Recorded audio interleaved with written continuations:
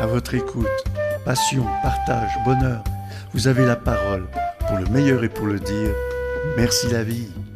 Merci la vie, bien sûr, merci la vie. Merci la vie, oui. Merci la vie. Merci la vie. Merci. Chers amis auditrices et auditeurs, bonjour. Et c'est notre première cette année, alors c'est un petit peu tard, je sais, mais quand même, belle année, le meilleur du monde. Je commence avec, figurez-vous, une fondue en haute montagne.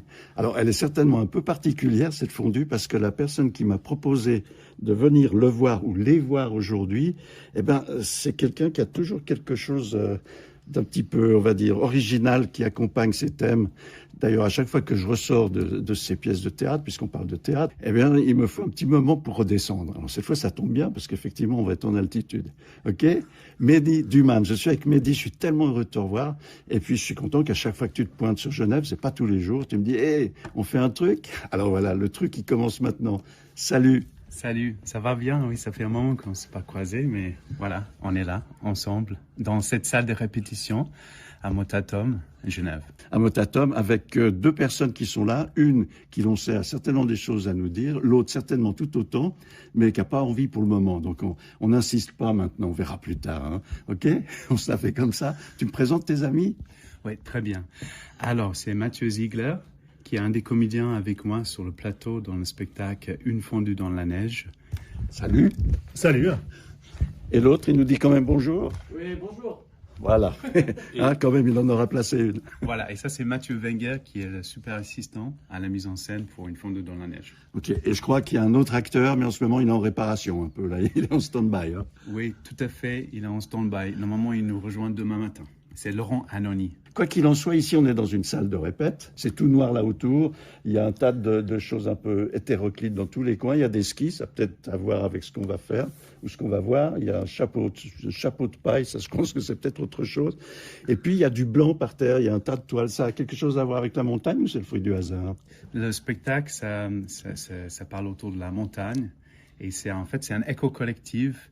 C'est 3 randonneurs qui étaient formés par Pierre, qui est le personnage de Mathieu Ziegler, oui, qui est le chef de l'éco-collectif à l'imagination positive. Et ces 3, ils vont faire des expéditions chaque été ou chaque hiver depuis 3 ans ou 4 ans pour essayer de trouver des solutions aux problématiques de notre temps, notre époque.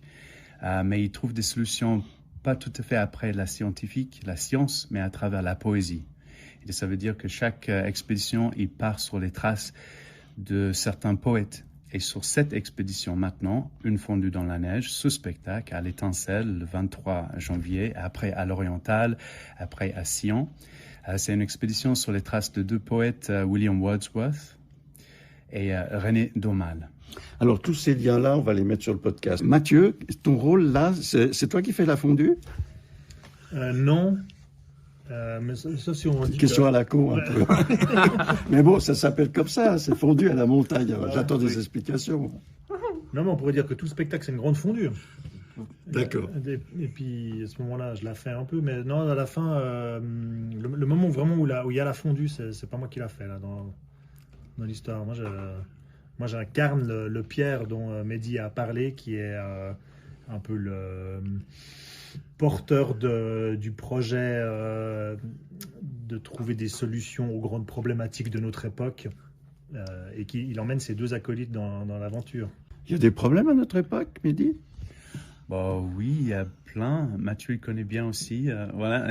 C'est à toi que j'ai posé la question. Oui, il y a le réchauffement climatique, il y a la globalisation, l'économie, il y a plein de types de problèmes. Ouais, le problème avec beaucoup de problèmes spirituels aussi.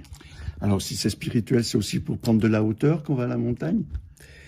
Oui, c'est aussi pour ça, cet éco-collectif va à la recherche, suit les traces de certains visionnaires et poètes et artistes. Parce que pour essayer de retracer les pas qu'ils ont fait pour accéder à l'auteur aussi, pas seulement physiquement avec l'œil physique, mais aussi l'œil intérieur, l'œil spirituel. Voilà. Mais c'est vrai qu'on peut avoir plusieurs lectures de ce que tu vis et de ce que tu nous proposes toujours.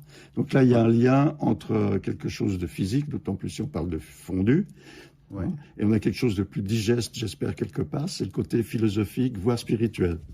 Oui, et aussi un côté comique, parce que ces 3 randonneurs, ces 3 éco-collectifs sont sincères, mais ils sont aussi complètement à la masse, en fait, à côté de la plaque dans ce qu'ils veulent essayer de raconter et des solutions.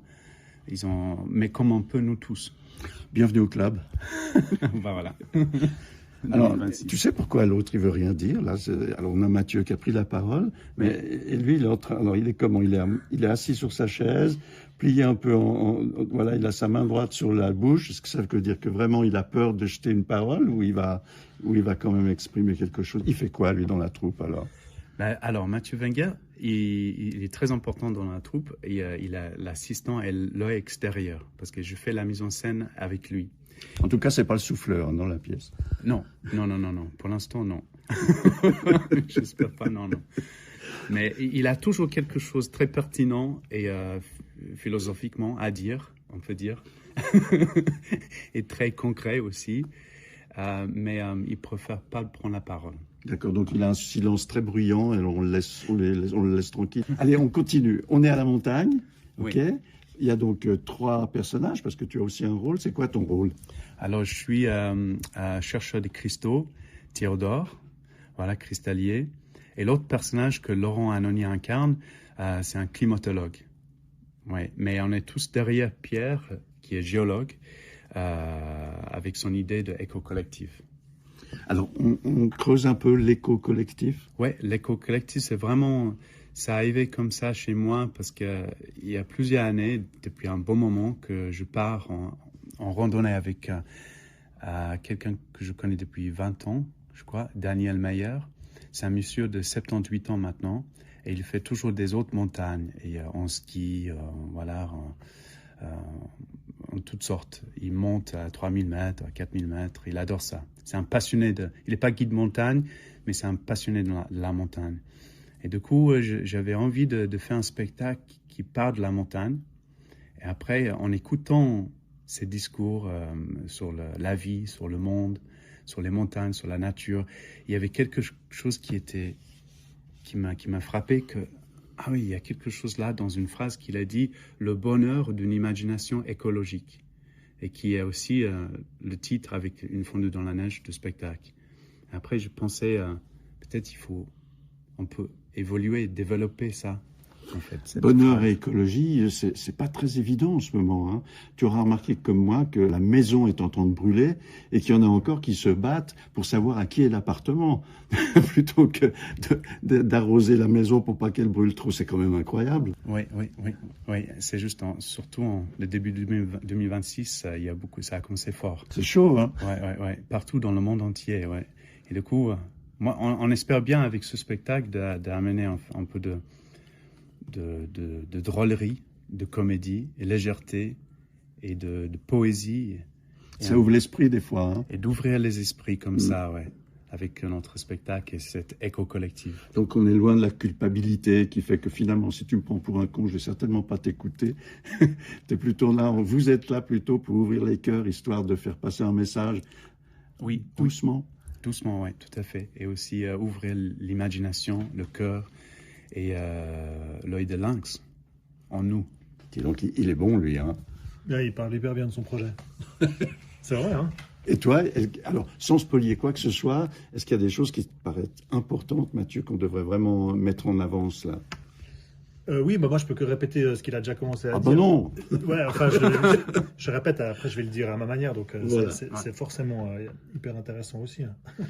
Waouh. Non, c'est une autre chose. Non mais moi ce qui m'avait plu dans ce qu'il proposait, c'est justement de s'interroger sur ce problème apparemment insoluble auquel on est confronté. Si les scientifiques prolongent certaines trajectoires sur lesquelles l'humanité est maintenant, il y a une possibilité pour que la planète devienne invivable pour une grande partie des êtres humains en 2100. C'est dans pas très longtemps.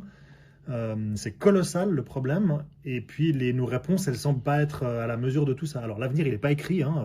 Il y a plusieurs scénarios possibles. Je pense que ça vaut la peine de continuer à s'interroger, à se battre, à chercher des solutions. Je crois pas que tout est foutu, hein. C'est pas ce que je suis en train de dire, mais les problèmes sont colossaux, et puis les solutions, même si elles existent, on les voit pas trop s'esquisser et se mettre en place.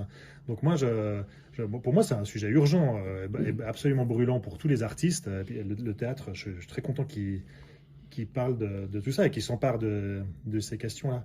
Et puis, ce qui est super dans la proposition de Mehdi, c'est de détourner un peu tout ça sans chercher à répondre, parce qu'on va dans le mur, sans chercher... je veux dire, on va dans le mur, on va pas trouver des réponses dans un spectacle d'1 heure, quoi, hein, c'est un sujet complexe, sans chercher à culpabiliser les gens qui regardent ou quoi, mais juste... Donner des pistes, peut-être. Ouais, les pistes, elles sont loufoques aussi, donc, mais c'est à la mesure du problème qu'on a. Pour l'instant, on ne voit pas tellement quoi faire d'autre qu'essayer un truc loufoque, en fait. C'est pas complètement vrai, parce que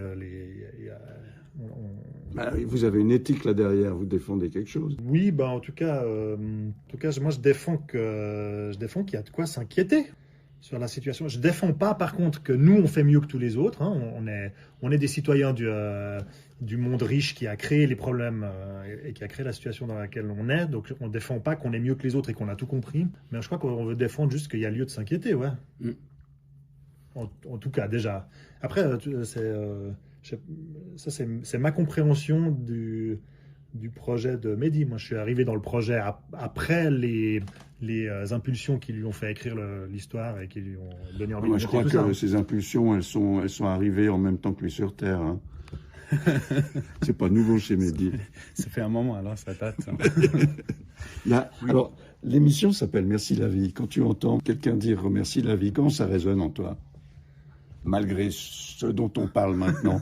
Merci à la vie, c'est vrai que c'est difficile à répondre tout de suite comme ça, mais je peux dire merci d'avoir cette opportunité de créer quelque chose et de partager avec tout le monde, ou tout le monde qui a envie de venir, de voir, de partager le théâtre.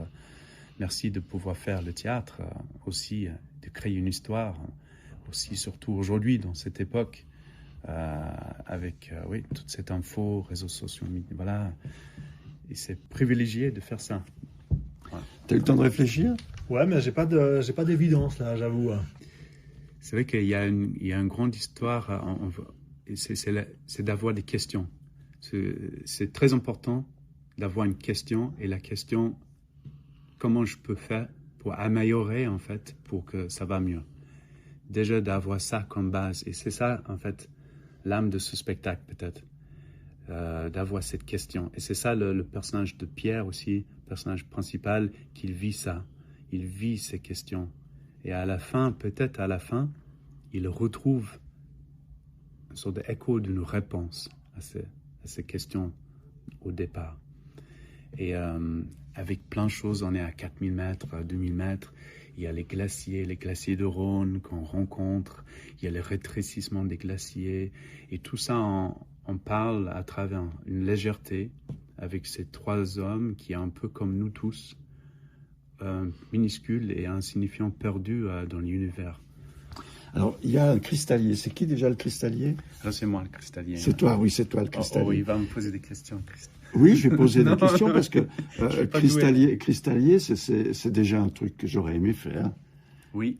Parce que on voit que dans les choses qui nous paraissent les plus simples, même si c'est difficile parfois d'y accéder, il y a des trésors insoupçonnés. Et quand on sort un cristal de sa gangue, c'est absolument extraordinaire ce qui nous attend là.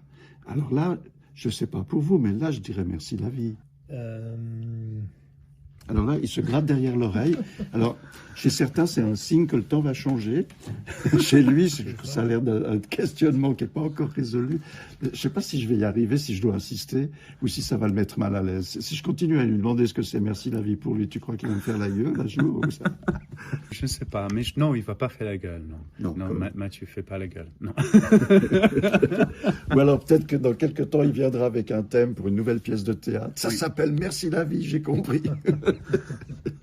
Allez, chers amis auditrices et auditeurs, je remercie d'abord ces acteurs qui passent un petit peu de temps avec nous. On les voit tout prochainement. Je sais qu'il y a même une petite mise en scène, un petit one-shot assez court qui aura lieu prochainement. Donc, c'est dans une librairie genevoise. Dis-moi le nom. Oui, à Payot, rive gauche, comme C'est ça. quel jour? C'est samedi, ce samedi le 17. À quelle heure? À 11h. Oui, ça commence à 10h55, 11h, à l'étage. Voilà. Et puis, à Genève. Oui, après à Genève, à l'Étincelle, le 23 janvier, la première. Après, on finit le 31 janvier. Et après, on est au Théâtre Oriental à Vevey, entre le 4 et le 8 février. On va jouer à Sion aussi le 6, 7, 8 mars. Alors, faut leur apporter un petit peu d'amour à ces gens-là, parce qu'ils ont reçu ces derniers jours. Hein. Chers amis auditrices et auditeurs, je vous souhaite le meilleur du monde. Une année, très belle aussi, et puis un peu mieux que ça, si c'est possible encore. À notre ami qui n'a pas pris la parole, mais qui a un sourire banane, je lui souhaite aussi le meilleur du monde. Et puis à tous, à toutes, belle fin de journée, à tout bientôt. Au revoir. Au revoir. Ciao, au revoir, merci Michel. Un grand merci de votre soutien, merci de continuer à vous abonner. Je vous souhaite le meilleur du monde et à tout bientôt. Au revoir.